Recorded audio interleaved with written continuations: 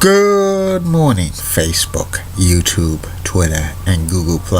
This is Rich again, back for your first video blog of the day for Friday, June 10th, 2016, around 6:54 in the morning in Billerica, Massachusetts. Gonna be a sunny day out today, but a little cooler than yesterday, probably around 65 or so. It's in the upper 40s right now. A little bit of a chill, and the next 7 days it's going to be around average temperatures or a little bit below, maybe 80s and 90s next weekend. Some news to report. The San Jose Sharks beat the Pittsburgh Penguins by a score of 4-2 to avoid elimination. They cut the Stanley Cup Series deficit 3-2. The series heads back to San Jose for Game 6 on Sunday. Catch it on NBC. It's Happy Portugal Day. And 33 years ago today, Harley Race beat Ric Flair in St. Louis, Missouri to become the NWA World Champion a 7th time. And that's about it on the news.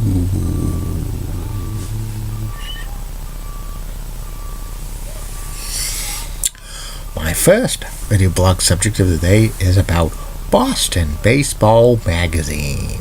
Boston Baseball Magazine has been around since 1990.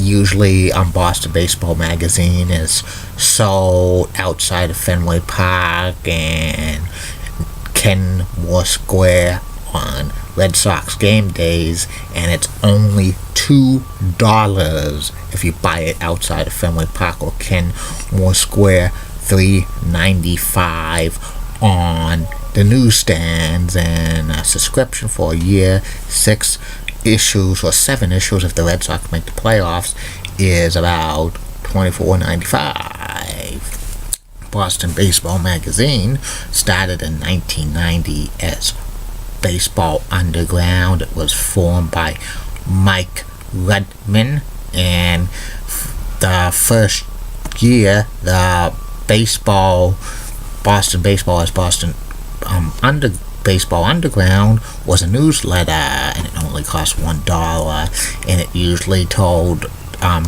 who the Red Sox were playing in a particular month, like the stories of the other teams, plus they had features on like Red Sox players and other stuff, including baseball cards. Around 1992-1993, Boston Baseball Underground newsletter got converted over to a magazine, and it was rebranded Boston Baseball.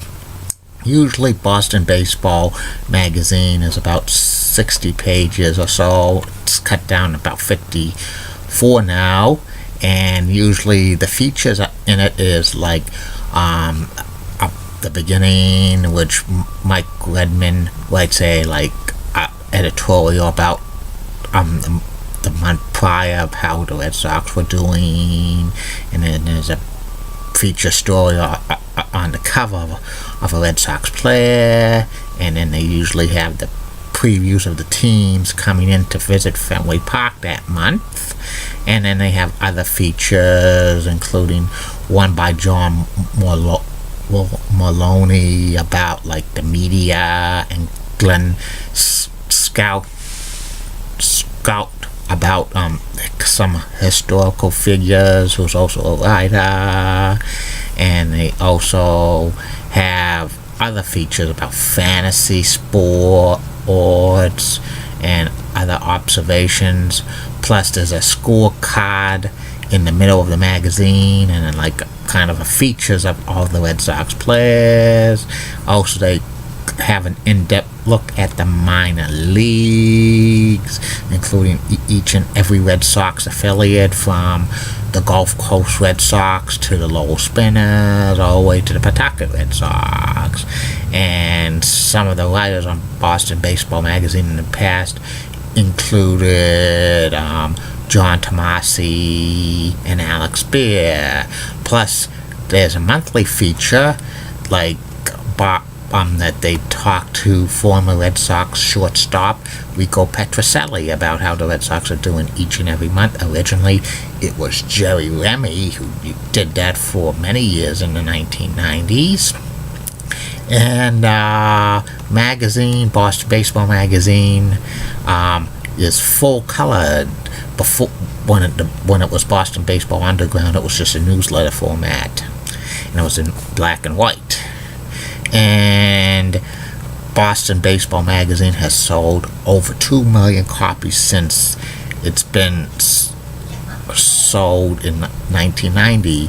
In fact, they wrote a book about Boston Baseball Magazine, the first 2 decades of it, which came out in 2010, written by Michael Redman, which was a good book.